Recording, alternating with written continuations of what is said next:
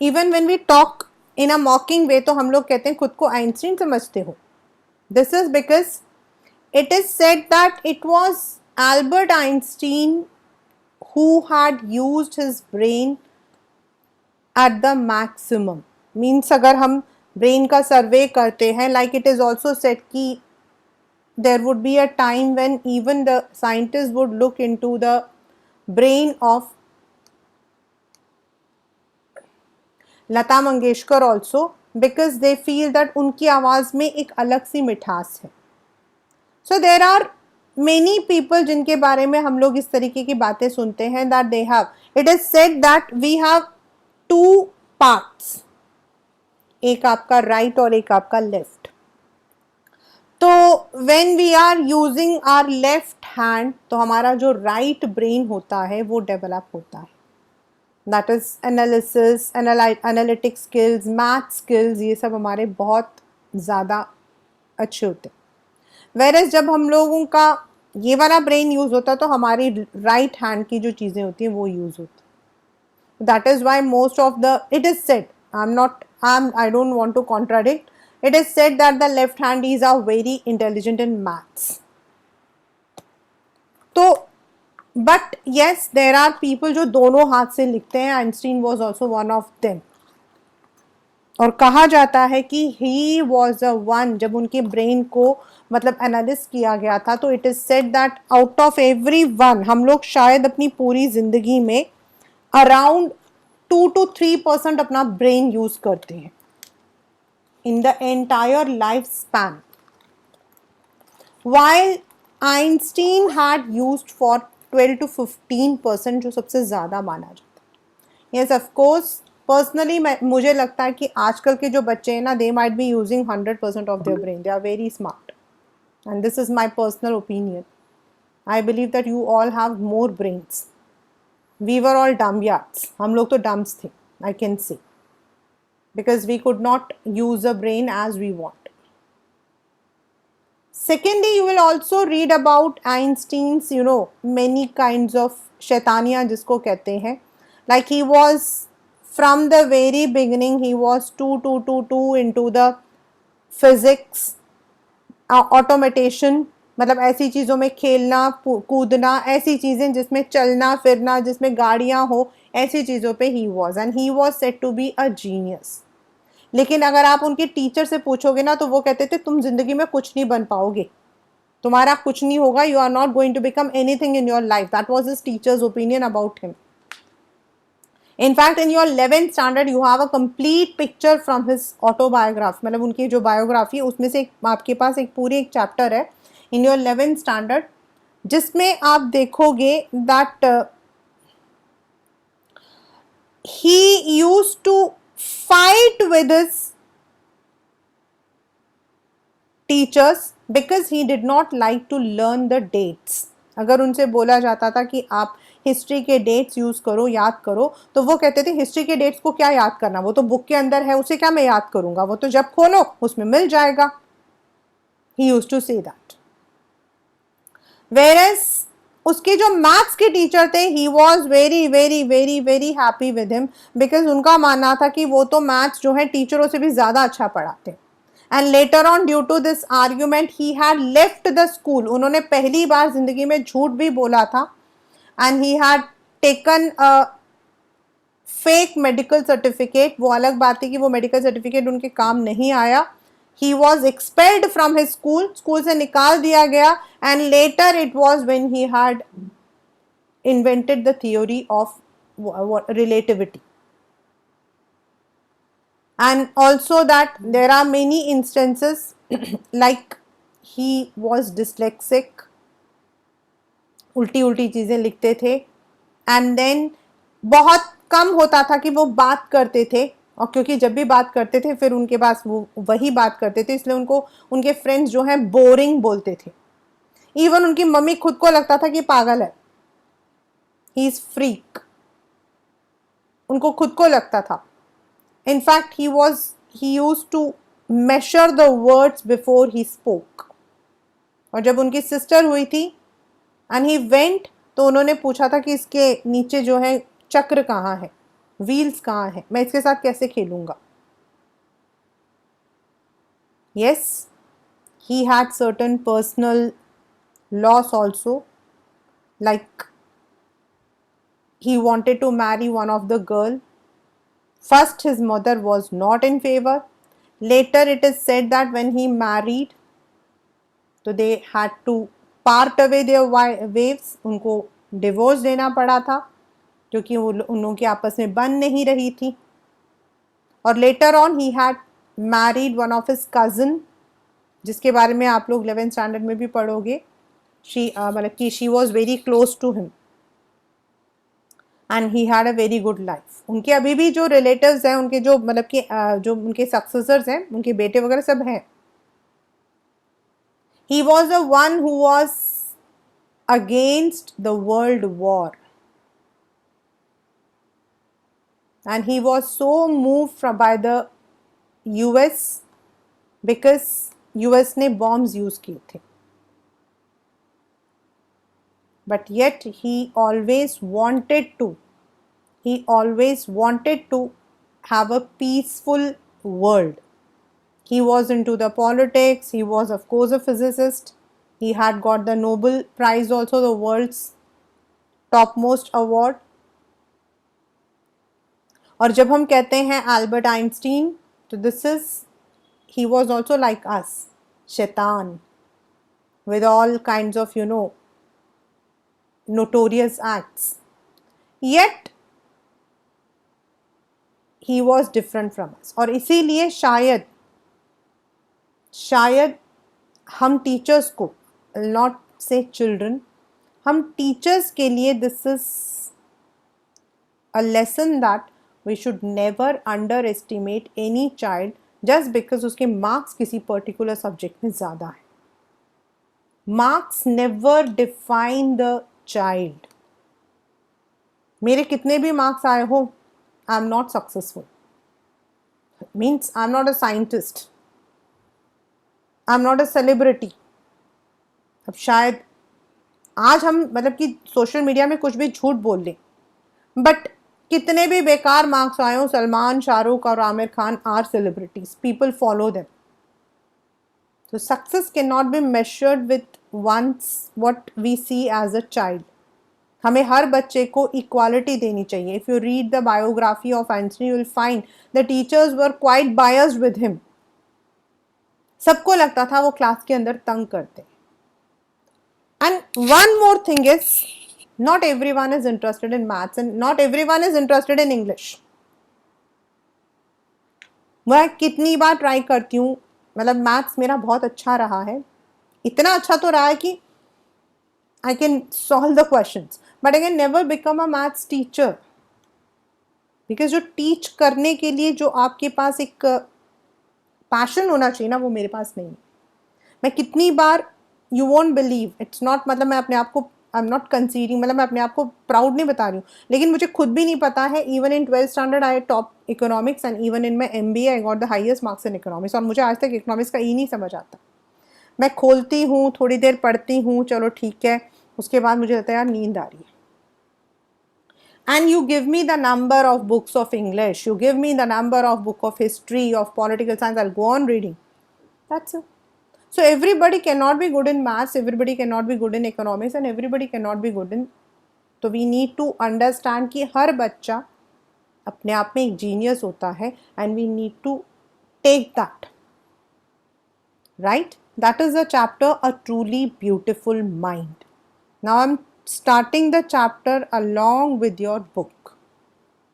Right? Just give me 1 minute, I'm coming back.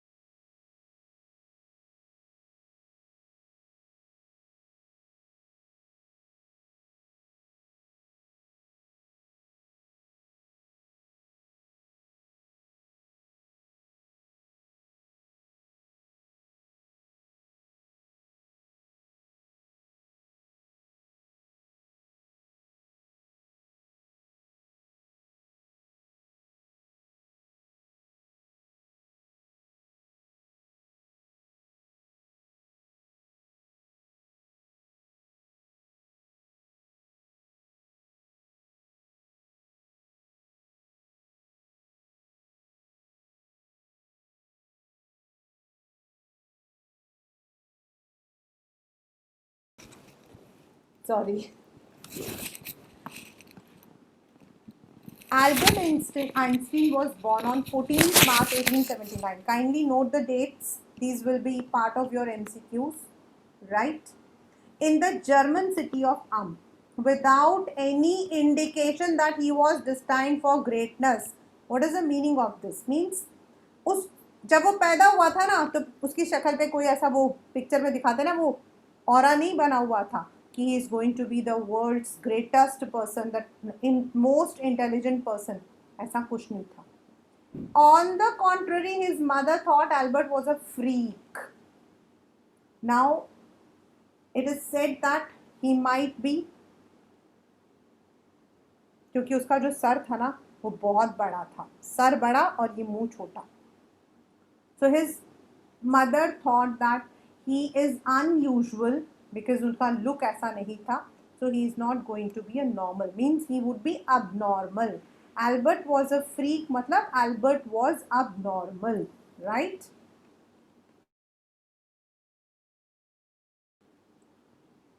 At the age of 2.5 years, Einstein was still wasn't talking. हम लोग normally अगर हम बच्चे का milestone लेते हैं, milestone का मतलब समझते हो?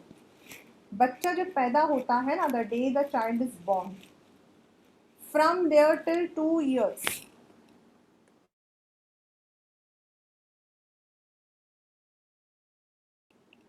there are some steps, like in the 40 days, normally after the birth only the child starts recognizing his mother.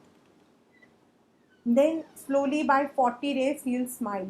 अगर आप 13-14 डेज के बच्चे को देखोगे ना, आपको लगेगा वो आपको मुंह चिढ़ा रहा है, वो ऐसी शक्ल बनाता है ऐसे से, बिकॉज वो उसके जो आपके मसल्स होते हैं ना वो फॉर्म हो रहे हैं. Then by the end of 2 months the child would be crawling, मतलब वो पीछे की तरफ होगा, फिर आगे की तरफ होगा, फिर वो ऐसे करके.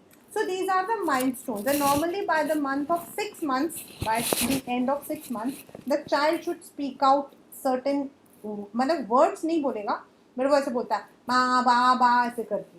So the child has to speak up. And by 1 year the child should speak. One जो है वो 1.1 मतलब 1.5 years तक चल सकता है. That is because कभी कभी फैमिली का सर्कमस्टांस होता है, बहुत कुछ होता है, और 1 year तक बच्चे को चलना भी चाहिए. तो those are called as milestones, right. तो अब क्या हुआ, he wasn't speaking till 2.5 years. सोचो. और इसीलिए Einstein did not know what to do with other children. और जब वो बोलेगा तो हर चीज को 2-2 बार बोलेगा, टू ऐसे करके. तो इसीलिए उसके जो फ्रेंड्स थे, they used to call him brother boring. If the literary device comes, it is alliteration. Brother boring. So the youngster here, it is for Einstein, played by himself. वो अपने आप से खेलता था. He didn't talk much of the time. He especially loved mechanical toys. Looking at his newborn sister Maja, he is said to have said, fine but where are her wheels. अच्छा ठीक है, बच्चा है, बहन है, लेकिन उसकी व्हील्स का, मैं से खेलूंगा कैसे. मतलब since his childhood he was so interested in physics and kind of those stuff. A headmaster once told his father that what Einstein chooses as a profession wouldn't matter. He'll never make a success at anything. See, this is what I said. A teacher should never comment on anything. And believe me, this is truth. This is the truth. We cannot estimate, we cannot predict a child's future just because the child is writing certain things or not writing certain things. Einstein began learning to play the violin at the age of 6. और कहा भी जाता कि he was too interested in playing violin. Even after when he was in his grads also, he used to play violin as a resort. मतलब अपने आप को खुश रखने के लिए वो violin play करते थे. And his mother wanted him to be. He later became a gifted amateur violinist. शुरू में उन्होंने क्यों किया था, क्योंकि उनकी मम्मी चाहती थी. But बाद में he became An amateur violinist, amateur का मतलब होता है a person who does anything for self, not as a profession, maintaining this skill throughout his life. But Albert was not a bad pupil. हाँ, toppers में नहीं था, but not a very bad. He went to high school in Munich. यही मैंने आपको बताया था कि you will be reading when he was in Milan, when he was in Munich, how much problems he had faced in his school. Where Einstein's family had moved when he was 15 months old, यानी कि 1.5 साल के, 1.25 साल के थे, and scored good marks in almost every subject, but he hated the school's regimentation. वो तो कोई भी नहीं पसंद करता.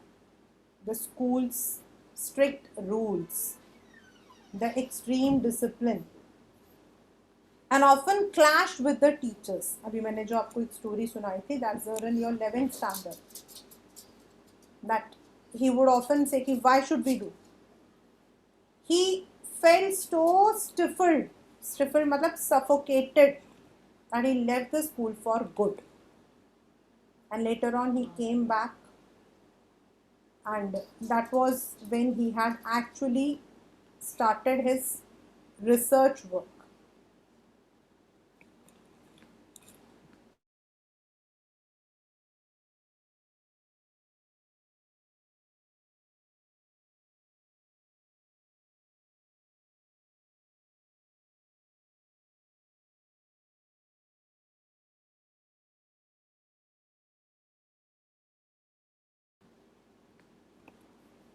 The previous year, Albert's parents had moved to Milan.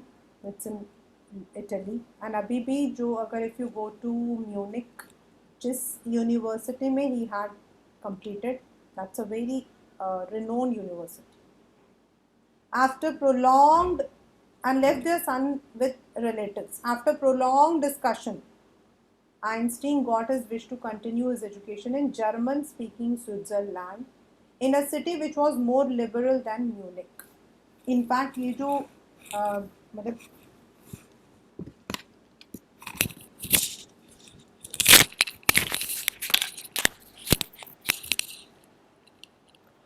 In fact ये जो एरिया है म्यूनिक का, मतलब जो सॉरी स्विट्ज़रलैंड का, दिस इज सेट कि ये वाली जो यूनिवर्सिटी थी, दिस यूनिवर्सिटी वाज वन जहाँ लड़कियों को भी पढ़ने का जो है they were given the chance. It's a very big university. I have visited that university while in a trip. It's really very beautiful. And अब तो ज़्यादा है because Albert was there. So the previous year, this I had told you that when he was in his school, he often had an argument with his teachers. Teachers के साथ उनकी हमेशा लड़ाई चलती थी. If you want, you can even take the NCERT book of 11th standard. There you will find how much he used to fight with his teachers. उनका मानना था why we are learning the facts which are given in the book. लड़ाई कब हुई थी, ये क्यों learn कर रहे हैं, लड़ाई क्यों हुई थी, हम क्यों नहीं लर्न करते हैं. That was his question. And the discipline that was there in the school वो उन्हें बिल्कुल नहीं पसंद था. The previous year, Albert's parents had moved to Milan and left their son with relatives. After prolonged discussion, he got his wish to continue his education in German-speaking Switzerland, in a city which was more liberal than Munich. मतलब Switzerland के अंदर, मतलब Switzerland is divided into cantons and duchess, मतलब वो अलग अलग areas हैं. उनमें आपका German speaking, French speaking, Swiss speaking करके अलग एरियाज हैं. तो इन्होंने जर्मन स्पीकिंग एरिया में अपना एडमिशन करवाया था. इवन टिल डेट अगर आपको वहाँ एडमिशन करवाना तो you must know one of the language that they are practising there. Einstein was highly gifted in mathematics and interested in physics, and after finishing school, he decided to study at a university in Zurich. But the science wasn't the only thing what appealed to this dashing young man with a walrus mustache. Walrus होता है ये जो नीचे की तरफ ऐसे आता है ना, इसको हम walrus बोलते हैं. Mustache means मूछें. मतलब सिर्फ साइंस ही नहीं था, मैथ्स तो उनकी बहुत अच्छी थी, specifically physics. He was interested in both of them. He also felt a special interest in a fellow student. This 7th paragraph is describing his love life Mileva Marek, whom he found to be a clever creature. Clever and creature, again, the word C is repeated with the same sound, and that is why it is alliteration. This young Serb, Serbs आपके Yugoslavians हैं. Serbs आपके जो हैं, they are Yugoslavians. She had also come to Switzerland because the university in Zurich was one of the few in Europe where women could get degrees. That was a time when the French Revolution was going on, when the French Revolution नहीं जा रहा था, but the women were fighting for their rights. So not every university got these degrees, not everyone, just one.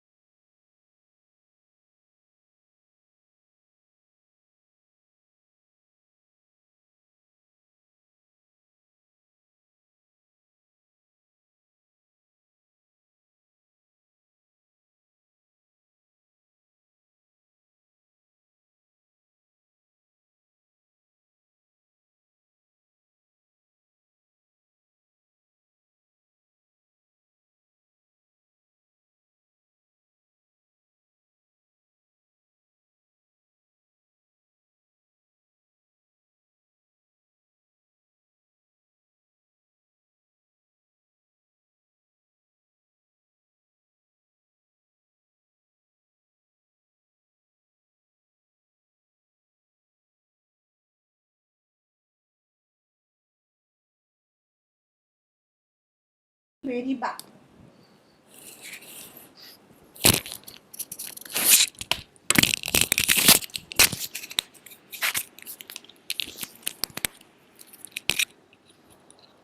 Yugoslavia is now not now there in the map due to many political upheaval. Yugoslavia was divided into 6 different countries. अब उसको हम उसमें जो है now we are not having all, we are having Slavics. मतलब अगर आप map में देखोगे तो आपको Slavics मिलेगा, चेकोस्लोवाकिया का चेगो मिलेगा, चेक, स्लोवेक, ऐसे करके. So that was divided into 6. Serbia, तो ये सर्ब्स वहां के रहने वाले थे उस वक्त में. It was Yugoslavia. She had come over there. Einstein saw in her an ally. Ally means friend, associate. Against the Philistines. Philistines कौन होते हैं? Those people in his family and the university with whom he was constantly at odds. Constantly at odds is a proverb, or you can say, it is a proverb. Means Philistines होते थे a word used disapprovingly to talk about people who do not like art, literature or music. और हमेशा उसकी जो है उनके साथ में he was in the logging head. Constantly at odds मतलब हमेशा उनके साथ झगड़ा रहता था. Like me. I am not answering but I like me. मेरे साथ भी होता है. मैं घूम फिर के एक ही चीज से बात करती हूँ. The couple fell in love. And how do we know about them? The letters survive in which they put their affection into word, mixing signs with tenderness. जिसमें लिखा है उन्होंने, how happy and proud I shall be when we both have brought our work on relativity to a victorious conclusion. मतलब ये उन्होंने एक letter में लिखा था कि जो रिलेटिविटी की थ्योरी हम लोग कर रहे हैं, जब हम साथ में मिलकर करेंगे तो कितना अच्छा लगेगा. In 1900, he was a university graduate and unemployed. He worked as a teaching assistant, gave private lessons and finally secured a job in 1902 as a technical expert in the patent office in Bern. Bern is the capital of Switzerland. और वहाँ पर what patent क्या होता है बेटा? जब आप किसी भी नई चीज को आप डिस्कवर करते हो तो नेचुरल है कि वो चीज आपकी हुई because you have discovered it, right.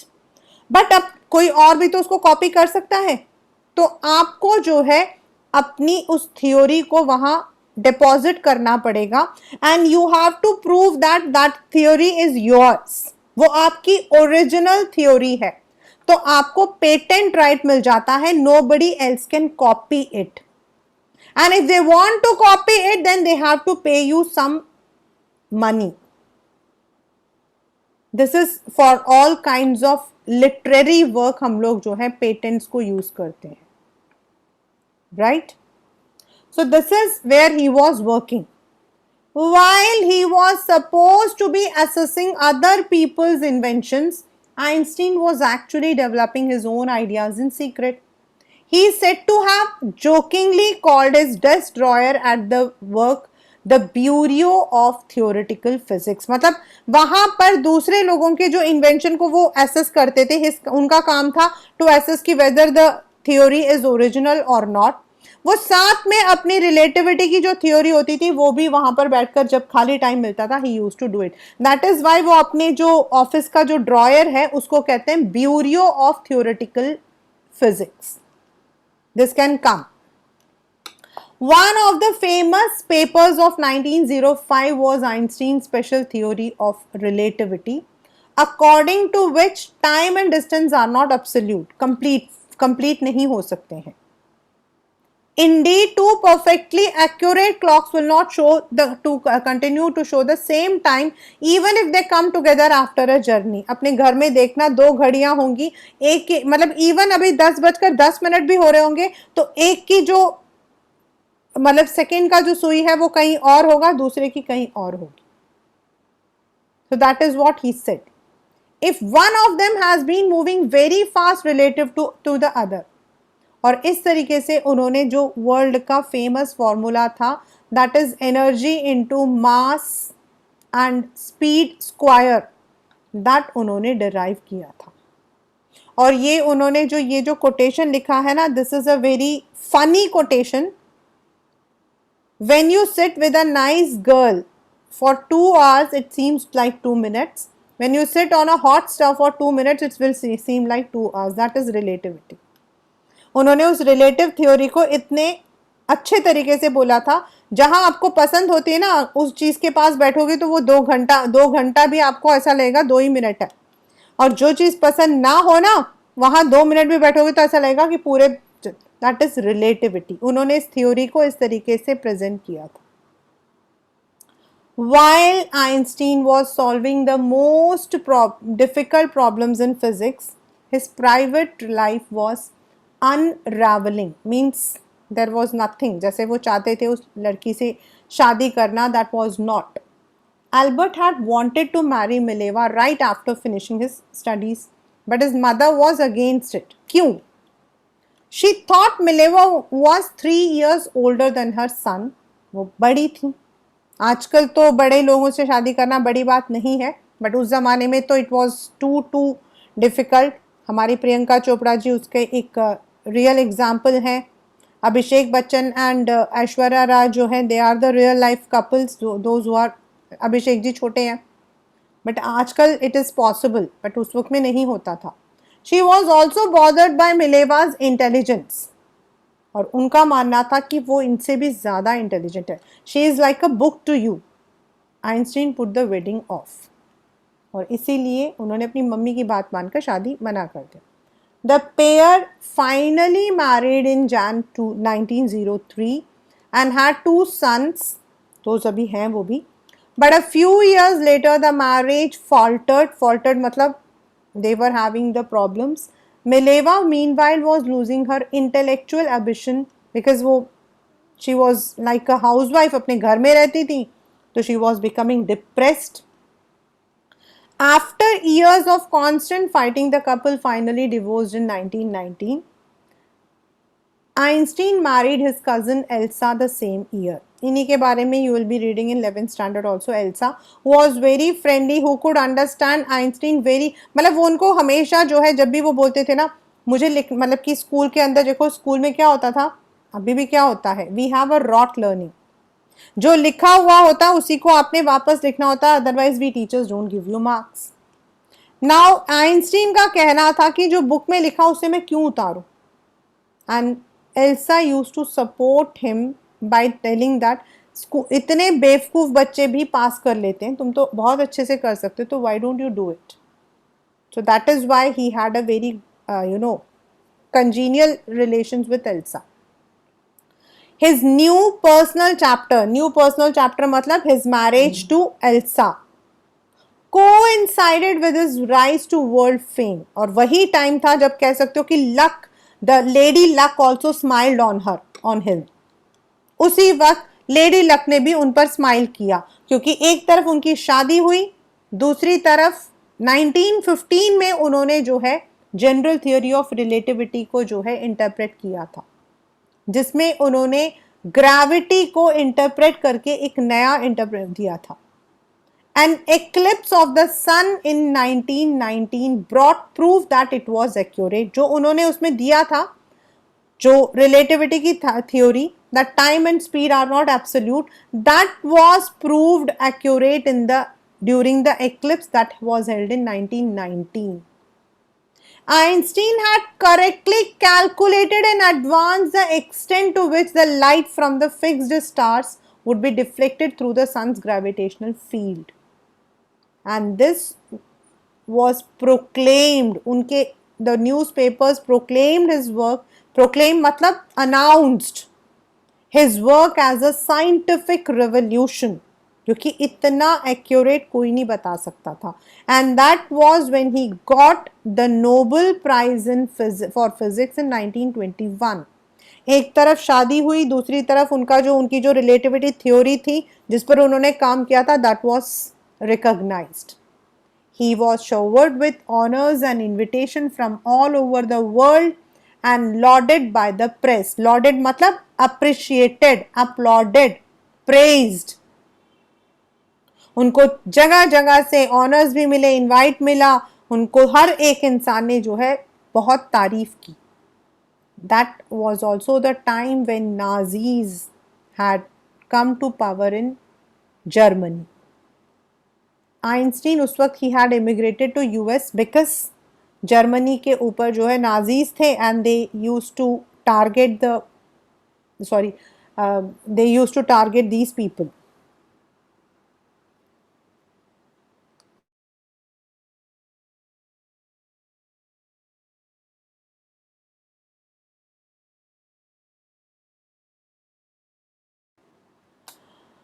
Five years later, the discovery of the nuclear fission in Berlin had American physicists in an uproar. Means they all were very upset. जो American physicists थे, they all were upset. Many of them had fled from fascism. Fascism मतलब मतलब कि जो Hitler जो है उनको over power कर रहा था, उससे बच के भाग रहे थे, जैसे आइंस्टीन भागे थे. And now they were afraid the Nazis could build and use an atomic bomb. उनको ये भी डर था that जर्मनी के अंदर जो नाजीज हैं, they can even use an atomic bomb. This was what they all were predicting. This is one of the most important event in this chapter. And together, at the urging of a colleague, उनके एक friend ने बोला कि भाई Nazis जो हैं, they are very powerful and they are also ruining. He wrote a letter to the American president. उस वक्त में जो अमेरिकन प्रेसिडेंट थे फ्रैंकलिन रूजवेल्ट, उनको लिखा, एक वार्निंग दी. मतलब दिस इज व्हाट आयरनिकल कि उनको लगा कि जर्मनी जो है it is actually making the bomb. उनको नहीं पता था कि इवन जो अमेरिका है वो भी बना रहा है, उनको नहीं पता था. तो he had written a single bomb of this type exploded in a port might will destroy the whole port together with some of the surrounding territory. उन्होंने कहा that even पोर्ट के पास, पानी के पास, मतलब नॉर्मली जो ये पानी होता है तो बॉम्ब वहां पे होगा तो डिफ्यूज हो जाएगा, ज्यादा प्रॉब्लम नहीं होगी. उन्होंने कहा लेकिन अगर पोर्ट के पास भी इस तरीके का अगर बॉम्ब जो है वो मतलब अगर वो एक्सप्लोड हुआ तो पोर्ट पूरा आपका जो है दैट वुड एक्सप्लोड, प्लस आसपास का सारा एरिया जो है that will also. His words did not fail to have an effect.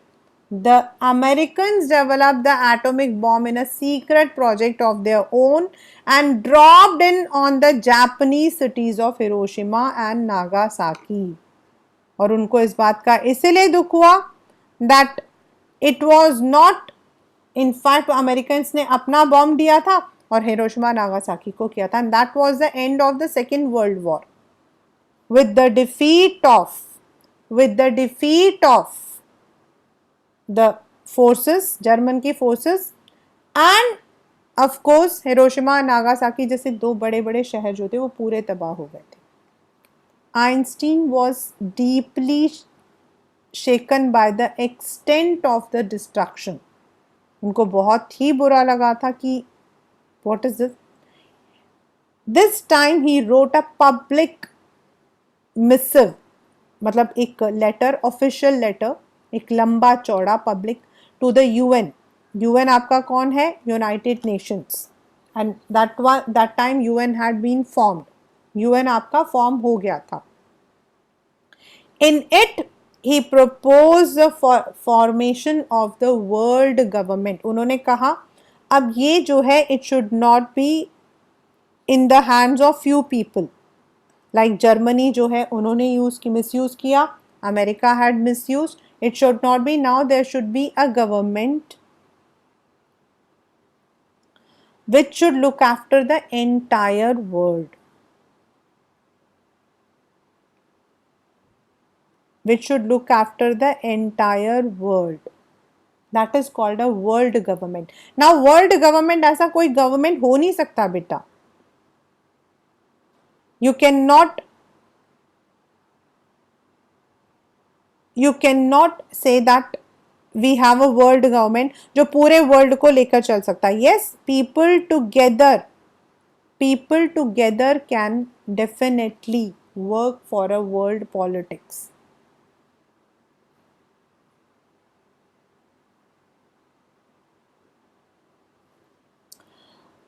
Unlike the letter to Roosevelt, this one made no impact.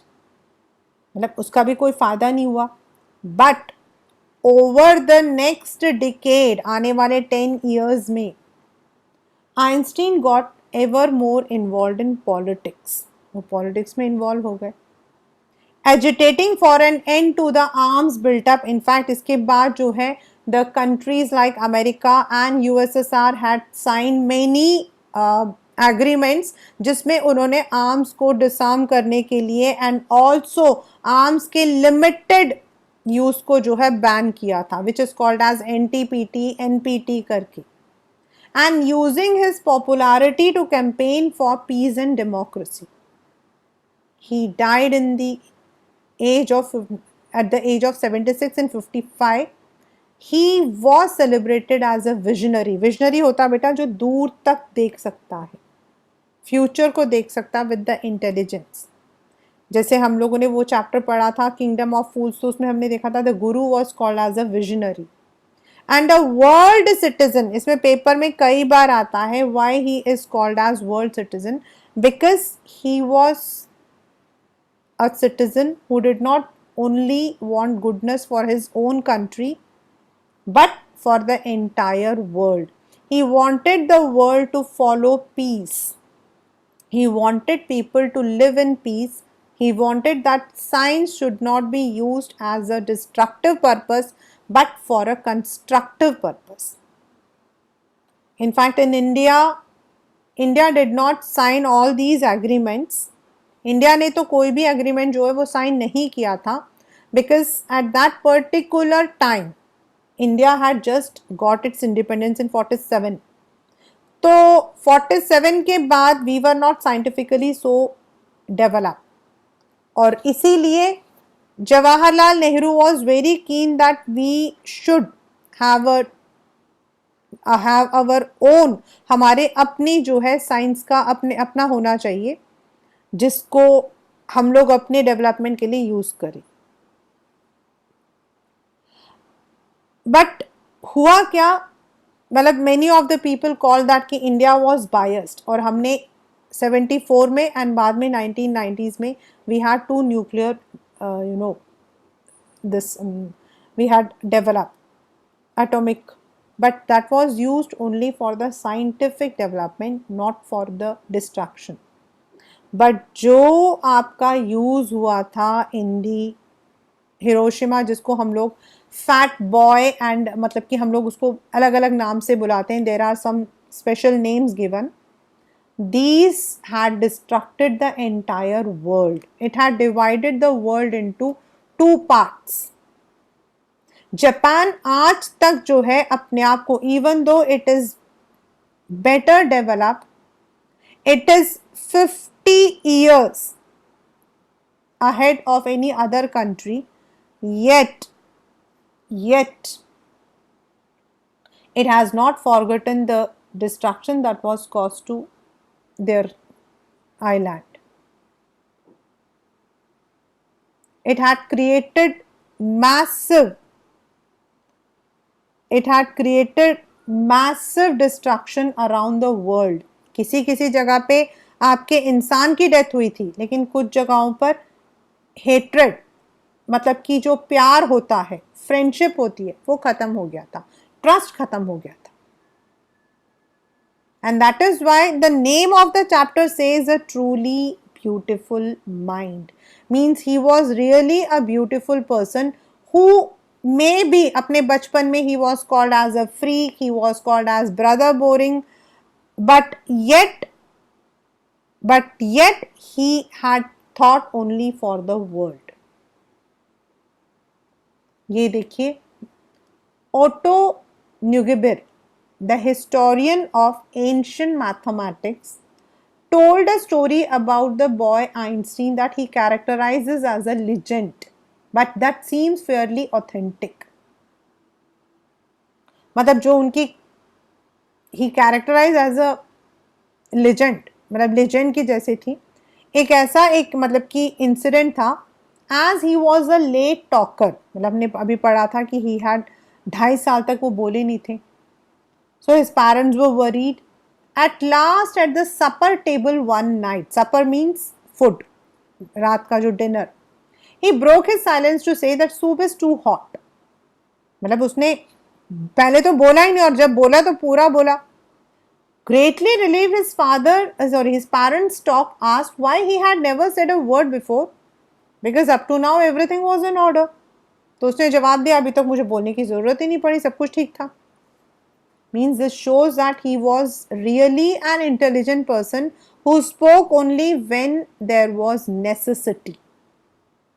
He was not a blabber कि जिसको जब भी चाहा मतलब जैसा भी चाहना होता तभी बोलना हो, ऐसा कुछ नहीं था. He spoke only when he wanted to speak up. Right? So this is what we call as a truly beautiful mind.